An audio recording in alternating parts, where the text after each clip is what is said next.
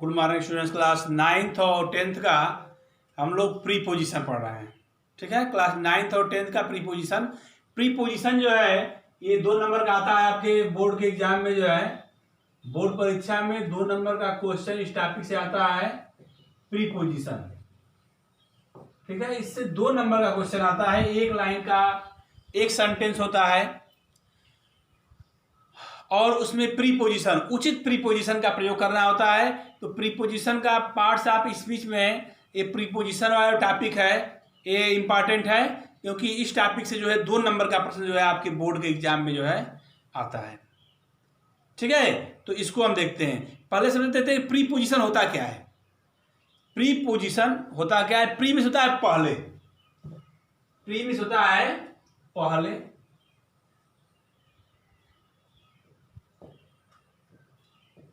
Pre means पहले, और position, position में होता है स्थान, स्थिति। तो किसी प्री मीन्स पहले और पोजीशन में होता है स्थान, स्थिति।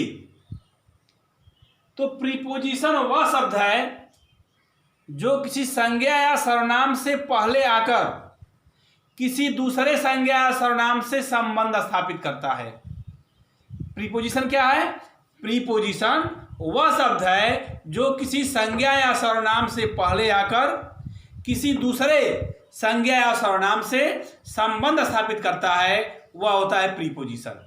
प्री मीन्स पहले, पोजीशन मीन्स स्थान, स्थिति, और उसके पहले आकर उसकी स्थिति को बदल देता है, वो होता है प्रीपोजिशन। वह शब्द जो किसी संज्ञा या सर्वनाम से पहले आकर दूसरे संज्ञा या सर्वनाम से संबंध स्थापित करता है, वह होता है प्रीपोजिशन। संबंध सूचक अव्यय, इसकी हिंदी क्या आ जाएगी? संबंध सूचक अव्यय। अगर इसकी हिंदी लिखेंगे तो संबंध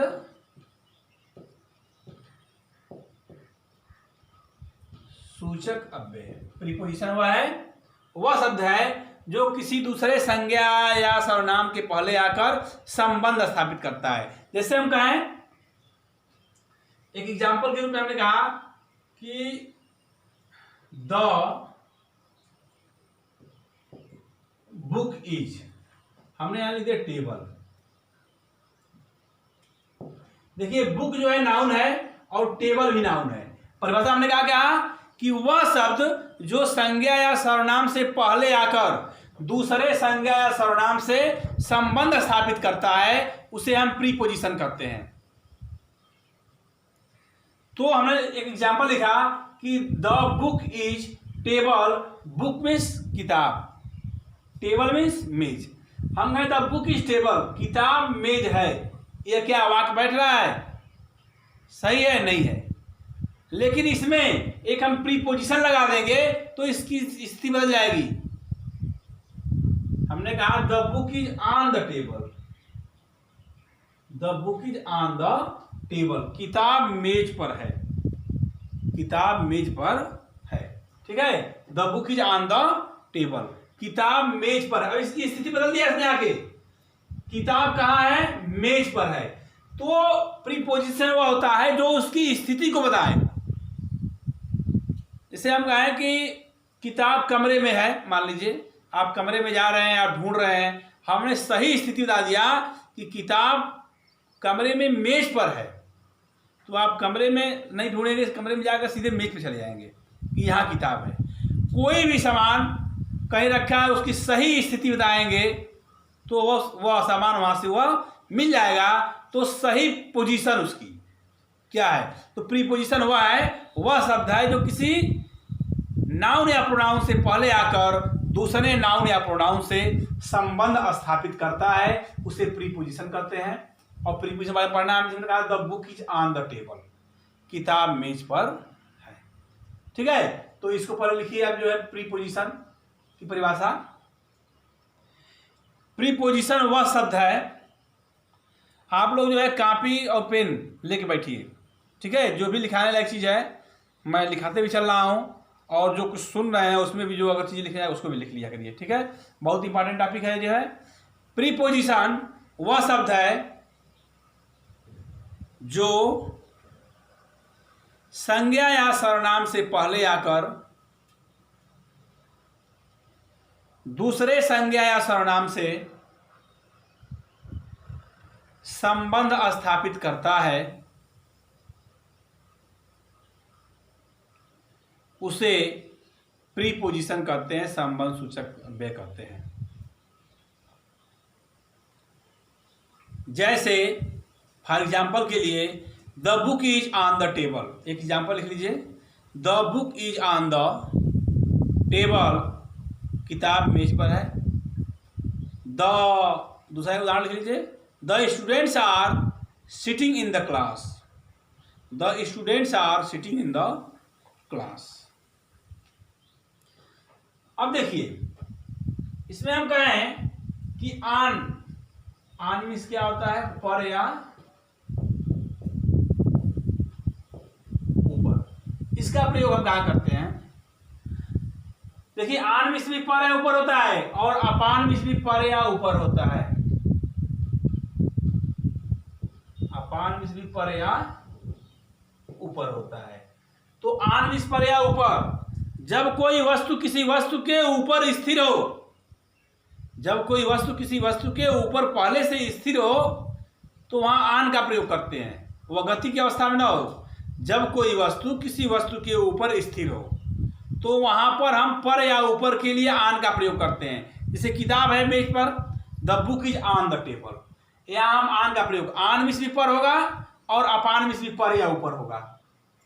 तो जब कोई वस्तु, ध्यान दीजिए इसको, जब कोई वस्तु किसी वस्तु के ऊपर स्थिर हो, पहले से स्थिर हो, तो वहां पर या ऊपर के लिए हम ऑन का प्रयोग करते हैं। जब कोई वस्तु किसी वस्तु के ऊपर पहले से स्थिर हो तो यहां पर या ऊपर के लिए ऑन का प्रयोग करें। जैसे the book is on the table, किताब मेज पर है। The bag is on the table, bag मेज पर है। तो यहां क्या करेंगे, ऑन का प्रयोग करेंगे। और अपान का प्रयोग क्या है,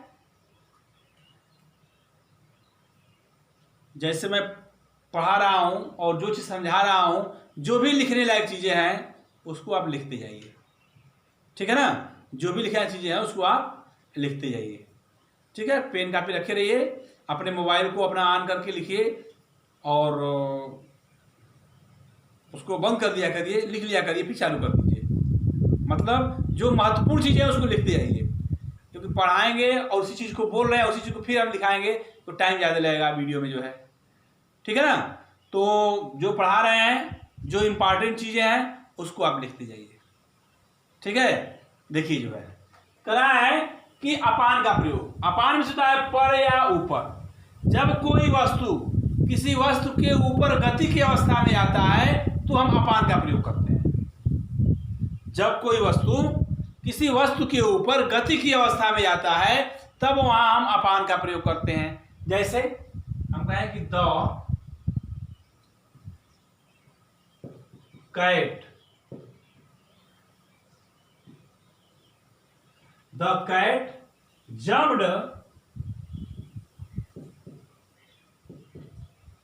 upon the table, the cat jumped upon the table. बिल्ली मेज पर कूदी, बिल्ली जब मेज पर गई तो वह गति की अवस्था में गई और गति की अवस्था में मेज के ऊपर गई, इसलिए यहां पे अपान का प्रयोग होगा। किसका प्रयोग होगा, अपान का, ठीक है। इसे हम कहें दूसरा उदाहरण, द डॉग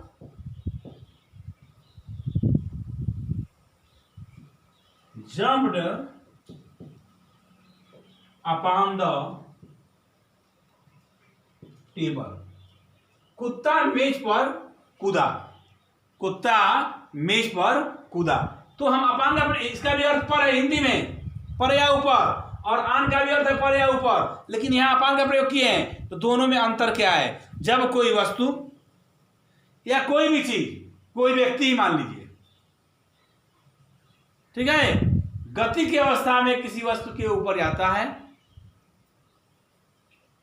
तो वहां हम अपान का प्रयोग करेंगे। और जब कोई वस्तु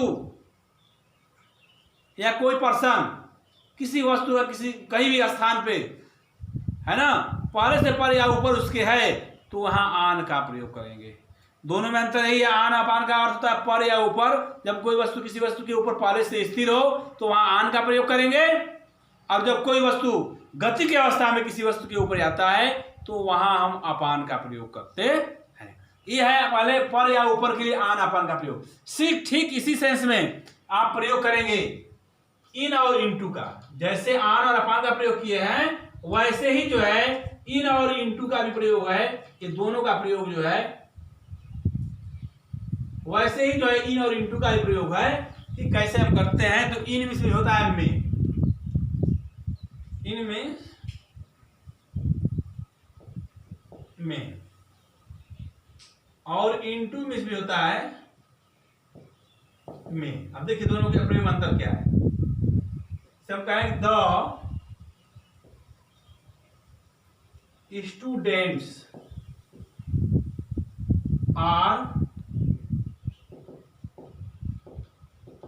students are sitting in the class. The students are sitting in the class. छात्र कक्षा में बैठे हैं, यहां इन का प्रयोग हुआ। सेम वही चीज आन और अपान का प्रयोग जैसे है वैसे इन का और इनटू का प्रयोग है। इसमें भी वही चीज है कि जब कोई वस्तु या कोई भी व्यक्ति कहीं अंदर पहले से स्थिर है तो वहां हम में के लिए इन का प्रयोग करेंगे।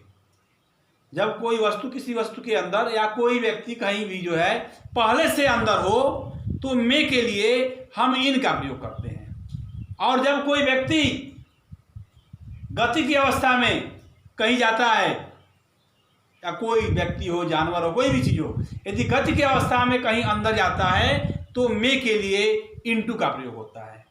यानी स्थिर स्थान के लिए पहले से कोई स्थिर है तो में के लिए इन का प्रयोग होगा, और जब गति की अवस्था में आएगा तो में के लिए इनटू का प्रयोग होता है। ठीक है, जब कोई गति के लिए आएगा तो में के लिए क्या होता है, इनटू का प्रयोग होता है। ठीक है, the students are sitting in the class. छात्र कक्षा में बैठे हैं, पहले से बैठे हैं, है ना, छात्र कक्षा में बैठे हैं तो ये पहले से बैठे हैं। The boy are sitting in the hall. लड़के हॉल में बैठे हैं, पहले से बैठे हैं। हम कहते हैं students are in the class. छात्र कक्षा में हैं, वो पहले से हैं। और गति की अवस्था में सब कहें कि the frog jumped into the well। मेढक कुआं में कूदा। तो मेढक जो है कुआं में बाहर से गति की अवस्था में जा रहा है। कुएं में मेढक बाहर से गति की अवस्था में कुएं में जा रहा है, इसलिए इसका इनटू का प्रयोग करेंगे। मेढक गति की अवस्था में कुएं में जा रहा है, इसलिए क्या करें हम जो है इनटू का प्रयोग करेंगे। तो जब गति की अवस्था में कोई अंदर जाता है तो वहां इनटू का प्रयोग करते हैं, और पहले से कोई अंदर कहीं स्थिर है तो में के लिए हमेशा प्रयोग करते हैं, इन का प्रयोग करते हैं। ये अंतर है इन और इनटू का और आन और अपान का। और ये बहुत इंपॉर्टेंट भी है, कहीं पूछा गया है। इसे हम कहें कि the teacher entered into the class. अध्यापक कक्षा में प्रवेश किए, तो अध्यापक बाहर से गति की अवस्था में क्लास में आ रहे हैं, इसलिए इनटू का प्रयोग होगा। The students are sitting in the class. छात्र कक्षा में हैं, पहले से हैं, इसलिए इन लगा। लेकिन टीचर अगर बाहर से अंदर आ रहे हैं तो वहां क्या लगेगा, इनटू लगेगा। तो इस तरह इन और इनटू का प्रयोग और आन और अपान का प्रयोग हो गया। अब आइए देखिए, अब आ रहा है, अभी इन और का प्रयोग और भी जगह आएगा, बताऊंगा। पहले इसको देखिए। अब प्रीपोजिशन में हमने कहा 2 नंबर का प्रश्न आएगा। एक वाक्य दिया रहेगा, उसमें उचित प्रीपोजिशन का प्रयोग करना होगा। और उचित प्रीपोजिशन का प्रयोग तभी आप कर पाएंगे जब आपको जानकारी होगी कि किस प्रीपोजिशन का प्रयोग कहाँ करना है। यह संज्ञा और सर्वनाम से पहले ही होता है, या किसी संज्ञा सर्वनाम से पहले आकर दूसरे संज्ञा सर्वनाम से संबंध स्थापित करते हैं। ठीक है, प्रीपोजिशन का प्रयोग। इसका नाम ही हिंदी में संबंध सूचक अव्यय है। अब देखिए एट का प्रयोग, यूज ऑफ एट, हेडिंग दे लीजिए कि यूज ऑफ एट का प्रयोग कहां कहां करते हैं। सबसे पहले एट का प्रयोग छोटे स्थानों के नाम के पहले में के अर्थ में होता है। एट का प्रयोग छोटे स्थानों के नाम के पहले में के अर्थ में होता है। इसे हम कहें कि मैं मूंग मास में रहता हूं, आई लिव एट मूंग मास, में लगा इसका मतलब ये नहीं कि हम इन लगा देंगे। एट का प्रयोग छोटे स्थानों के लिए, कस्बे के लिए, छोटे शहर के लिए, रहने के सेंस में हम एट का प्रयोग करते हैं। यानी एट का प्रयोग छोटे स्थानों के लिए यानी गांव के लिए, कस्बा के लिए टाउन, और छोटे शहरों के लिए हम एट का प्रयोग करते हैं। हम एट का प्रयोग करते हैं। इसे हम कहें कि आई लिव एट मूंग मास, मैं मूंग मास में रहता, इसका अर्थ में होगा लेकिन लगेगा एट। कहाँ लगेगा एट? छोटे गांव के लिए, कस्बे के लिए और छोटे शहर के लिए जो है एट का प्रयोग होगा। समय कहूँ आई लिव एट मूंग मास, मैं मूंग मास में रहता हूं, में लगा है लेकिन क्या लगेगा? एट। इसे कहते हैं Mahatma Gandhi was born at Porbandar in Gujarat. तो पोरबंदर एक छोटा स्थान है, गुजरात एक प्रांत का नाम है, तो वहाँ इन लग गया। लेकिन वो जो पोरबंदर है एक छोटा जगह है, एक कस्बा है। तो Mahatma Gandhi was born at Porbandar in Gujarat, at लगा। इसी तरह आई लिव एट मूंग मास, मैं मूंग मास में रहता हूं। मोहन लिव एट कोपागंज, मोहन कोपागंज में रहता है तो एट लग गया। सोहन लिव एट मऊ, सोहन मऊ में रहता है। तो ये गांव का नाम है मूंग मास, कोपागंज कस्बा का नाम है, और मऊ एक छोटे शहर का नाम है, एक छोटा शहर है। अब मुंबई हो, मुंबई महानगरी है, हम आई लिव इन मुंबई, मैं मुंबई में रहता हूँ, यहाँ इन लगेगा। छोटे कस्बों के लिए, गांव के लिए, छोटे शहर, गांव के लिए, कस्बे के लिए और छोटे शहर के लिए एट लगता है, और बड़े शहर के लिए, महानगर के लिए, देश के लिए, प्रांत के लिए इन लगता है। जैसे मैं मुंबई में रहता हूं, आई लिव इन मुंबई, मैं भारत में रहता हूं, I live in India, I live in Uttar Pradesh, तब इन लगता है वहां पे। ठीक है, तो एट का प्रयोग का पहला नियम यह है। ठीक है, दूसरा नियम क्या है? एट का प्रयोग कहां कहां करते हैं? एट का प्रयोग हम पढ़ रहे हैं, अब इस समय हम एट का प्रयोग पढ़ रहे हैं। ठीक है, एट का प्रयोग नीचे दिए गए शब्दों के बाद लक्ष्य के अर्थ को अभिव्यक्त करने के लिए किया जाता है। कह रहा है एट का प्रयोग नीचे दिए गए शब्द हैं के बाद लक्ष्य के अर्थ को अभिव्यक्त करने के लिए, कोई लक्ष्य हो। हम कहें आपसे कि look at the black board, black board पर देखो, लुक के बाद जो एट आता है, लुक के बाद क्या आता है? एट आता है। Don't laugh at the beggar, laugh के बाद एट आता है प्रीपोजिशन। लुक के बाद प्रीपोजिशन लगाना है तो एट आएगा, और लाफ के बाद जो है प्रीपोजिशन एट आएगा। हम कहें कि don't laugh at the beggar, भिखारी पर मत हंसो। Don't laugh at the poor, गरीबों पर मत हंसो। तो लाफ एट, ठीक है, का प्रयोग करते करा है कुछ लक्ष्य के लिए। शूट एट, लुक एट, हम कहें look at the black board, black board पर देखो। देखो देखना, लुक में होता है देखना, ध्यान से कोई चीज देखा है तो उसके लिए लुक का प्रयोग करते हैं। सी में भी देखना होता है, जनरली हम कोई चीज देखते हैं सी, ध्यान से कोई चीज देखते हैं, घूर कर इसका आया है वो तो ब्लैक बोर्ड पर ध्यान से नहीं समझ में नहीं आएगा, तो लुक एट द। टेलीविजन देखते हैं उसके लिए वॉच का प्रयोग करते हैं, तो वॉच में भी देखना होता है, सी में भी देखना होता है, लुक में भी देखना होता है। कोई चीज ध्यान से देखते हैं, लुक का प्रयोग, black look at the black board, look at the copy, look at the book. ऐसे जनरली कोई चीज देखते हैं सी का प्रयोग, और टेलीविजन देखते हैं तो हम वॉच का प्रयोग करते हैं। आई एम वॉचिंग टेलीविजन, मैं टेलीविजन देख रहा हूं। ठीक है, तो अब देखिए, तो शूट एट, लुक एट और लाफ एट का हम प्रयोग करते हैं, इसके साथ हम एट का प्रयोग करते हैं। शूट एट, लुक एट से प्रीपोजिशन एट लगेगा, लाफ एट से प्रीपोजिशन क्या लगेगा? एट लगेगा। ठीक है ना। अगला नियम क्या है कि एट का प्रयोग समय को अभिव्यक्त करने के लिए पर या में के अर्थ में होता है। एट का प्रयोग समय को अभिव्यक्त करने के लिए, यानी समय को बताने के लिए भी हम एट का प्रयोग पर या में के अर्थ में करते हैं। जैसे हम कहें कि he will reach at 5 AM, वह 5 बजे पहुंच जाएगा। तो समय को अभिव्यक्त करने के लिए अगर समय को बताना है तो वहां भी हम एट का प्रयोग करते हैं, एट प्रीपोजिशन, वहां भी हम जो है एट प्रीपोजिशन का प्रयोग करते हैं। एक वाक्य और है कि ही केम एट 6 o'clock, वह 6 बजे आया। तो पर या में के अर्थ में जो है समय को अभिव्यक्त करने के लिए भी हम एट का प्रयोग करते हैं, ठीक ना, हम एट का प्रयोग करते हैं, ठीक है। अब अगला एक वाक्य है, अगला नियम है कि दूसरा नियम इसी का एट का है कि एट का प्रयोग नीचे दिए गए शब्दों से पहले भी किया जाता है। कुछ शब्द मैं दे रहा हूं, ठीक है, इस शब्दों से पहले भी हम एट का प्रयोग से कहें कि मैं घर पर हूं, आई एम एट होम। कोई हमसे पूछता है भाई आप कहाँ हैं, मैं कहूं मैं घर पे हूं, I am at home. At home का प्रयोग करते हैं, है ना, होम के साथ एक प्रीपोजिशन लगाना है ऐसे।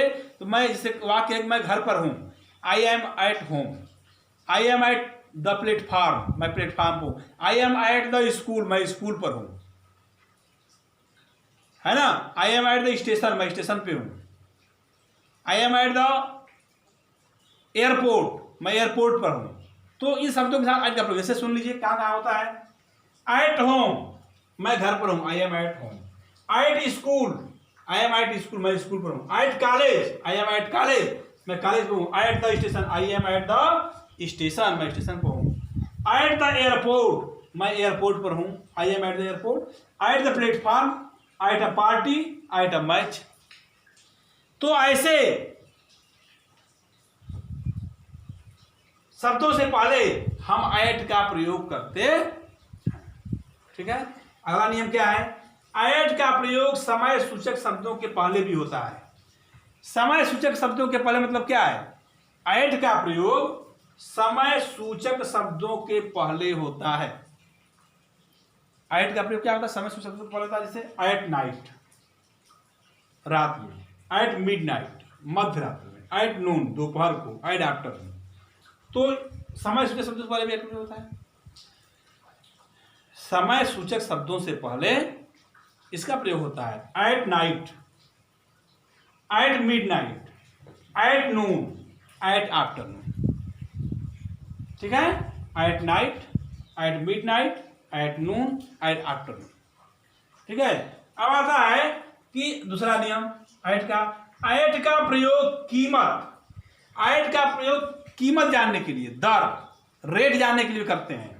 एट का प्रयोग दर जानने के लिए करते हैं, प्राइस जानने के लिए करते हैं। और एट का प्रयोग चाल, स्पीड जानने के लिए भी कि दर को अभिव्यक्त करने के लिए होता है। एट का प्रयोग कीमत, दर, चाल की दर को अभिव्यक्त करने के लिए होता है। जैसे मिल्क सेल्स एट ₹30 प्रति लीटर। तो कह रहा है कि मिल्क सेल्स एट ₹30 पर लीटर, दूध 30 रुपये प्रति लीटर बिकता है। तो मिल्क सेल्स एट ₹, ये क्या है, दर है, रेट है। रेट जानने के लिए हम एट का प्रयोग करेंगे। दूसरा उदाहरण है, he got the book at ₹50, वह किताब 50 रुपये में प्राप्त किया। यह कीमत है, कीमत के लिए किसका प्रयोग करेंगे, एट का, ठीक है। He got the book at ₹50 at 50, ठीक है। अब है कि the motorcycle is running, the motorcycle is running at 80 km/h।